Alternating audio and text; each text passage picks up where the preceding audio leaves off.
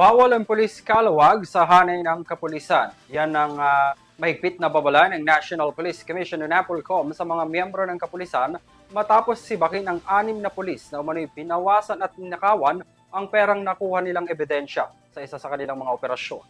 Ang iba pang detalye alamin sa aking report. Tinanggal sa pwesto ang 6 na opisyal ng Criminal Investigation and Detection Group o CIDG matapos umanong nakawin ang pera na nakuha sa isang operasyon sa Bataan noong Oktubre ng nakaraang taon.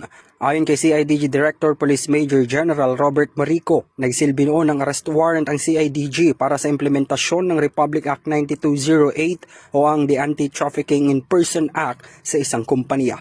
Nagresulta ito sa pagkakasamsam ng 141,133,000 na nagsilbing ebidensya sa operasyon at dinalang mga ito sa pangangalaga ni Police Lieutenant Colonel Arandia na nagsilbing Evidence Custodial Officer.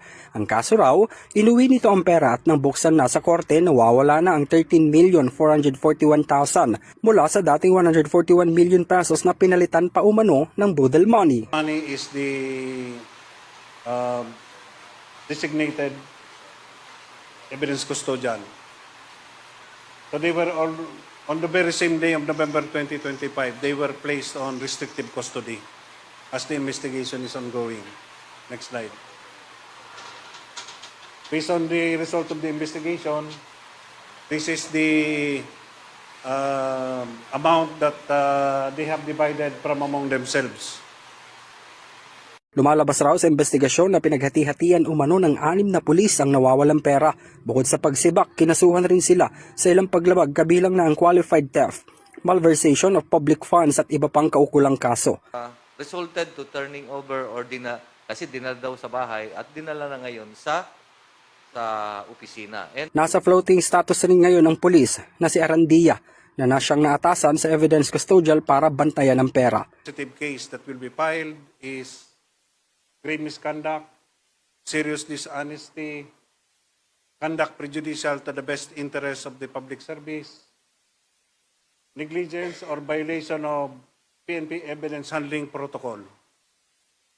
Sakalang naman raw nalaman na may nawawala sa pera nang ipag-utos ng korte na bilangin kung tama bang may 143 million pesos sa loob ng mga boxes na inuwi noon ni Arandia. it was found out na kulang. And at the same time, it appears na 141 but 13 million is boodle money, meaning fake. No? Yun yung ginagamit na pang buy bus.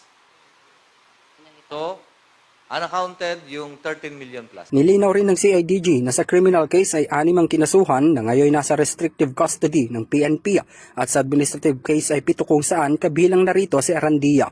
Kinikilala naman ng National Police Commission o NAPOLCOM at pinuri ang patuloy na pagsisikap ng PNP para masugpo at masawata ang mga pulisis kalawag sa loob ng organisasyon. Muling iginit ng NAPOLCOM na sa ganitong paraan ay unti-unting itinataas ang moral ng PNP personnel sa kabila ng mga kinasasangkutan ng ilang kabaro. PNP, nagtutulong-tulong ang NAPOLCOM para tanggalin sa serbisyo ang mga to. They don't deserve to wear the badge, the uniform, and a gun. We will go after all scalawags in uniform. So the PNP and the NAPOLCOM are one.